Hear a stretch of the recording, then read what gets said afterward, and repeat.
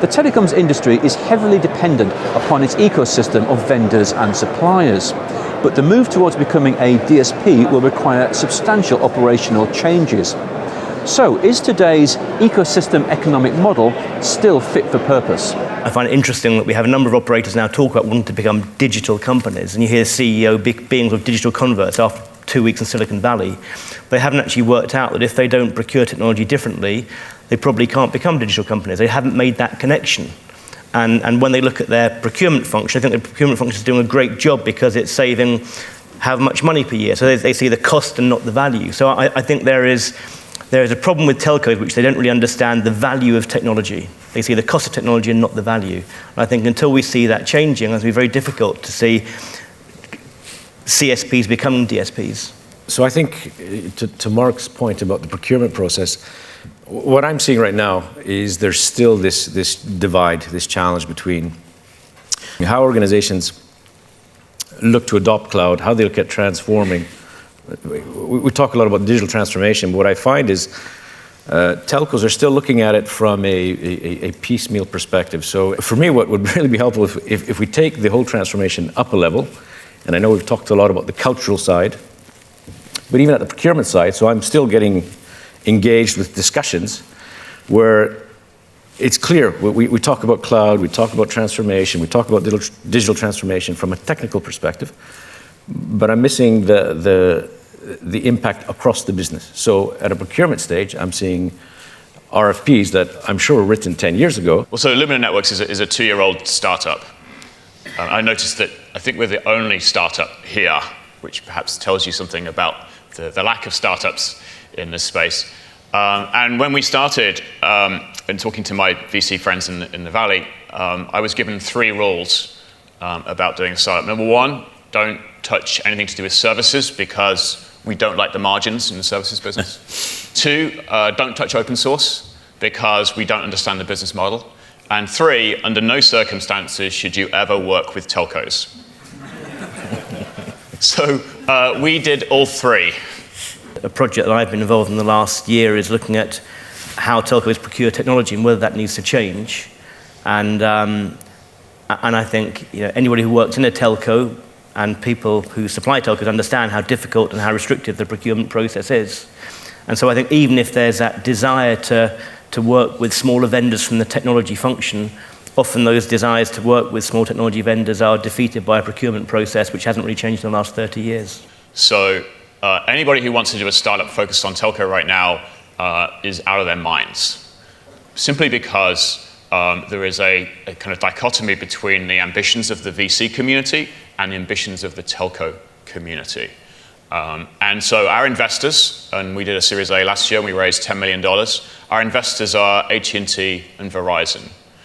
We're doing a Series B coming up this year, and we're looking for institutional money. Now, here's the challenge.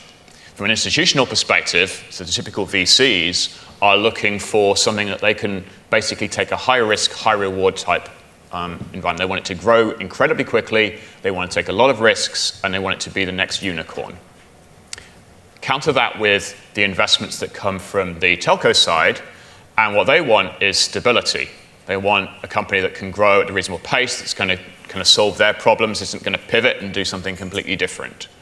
And so you have this kind of lack of partnership, if you like, between the traditional VCs and telco to a large extent that plays out, right? And so this is part of the problem. But there is one thing that I would like to highlight here, the difference between IT and CT industry is, and there's something that IT industry needs to realize, is the reliability of the network. I mean, that's why if the solution IT industry provides, if it is going to be as reliable as the network that telcos, as SLA, they provide to the customers or the businesses, they can get on with the CT industry. And I think that reliability, I realize the fact that I always said that in future, very near future, probably 90% of the network will be software. But that element of the reliability to be appreciated by IT industry, that needs to be incorporated in the business for CT and IT industry to work with each other. And I think it is happening. I think it's about packaging the complexity so that it's hidden from applications and services. And so the complexity is that it can be very significant in what an individual device looks like. But as with all things, and it's what Salesforce do remarkably well with their sort of technology, you hide that. And so what the customer sees is a much simpler way of accessing resources. And what I really liked about the Salesforce model was it simplified that. It went with an ecosystem of taking one single solution. So as opposed to doing a transformation, which the day it went into production became a new legacy system, right?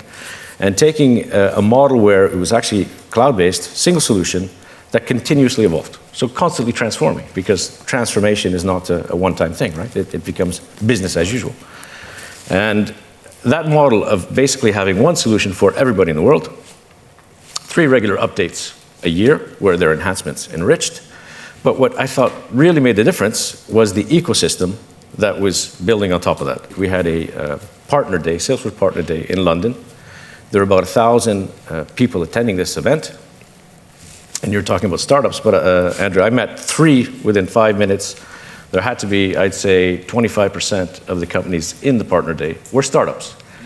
And the advantage is that they bring a lot of innovation, and they have a platform where they can actually build on top of and deliver that innovation to the market. There's another interesting facet of this, which is the telcos themselves with their VC groups aren't necessarily investing in companies that will help with their infrastructure or their current business problems. They're going off and looking at SaaS companies and consumer things and putting money there. They're trying to be the traditional VCs. So point really is there is a dearth of capital going into startups that will support all these new 5G services, will take advantage of all these APIs, that will enable our business to prosper and our industry to prosper. And so consequentially, all of these solutions and all of the things are being expected to be delivered by the traditional vendors. And so it goes back to Huawei or Ericsson or IBM or Cisco or Juniper. And that doesn't make for a healthy ecosystem. I should have competitors in my market providing open daylight in the community. I do not. Right? That's great for me right now. It's not good for the community at large.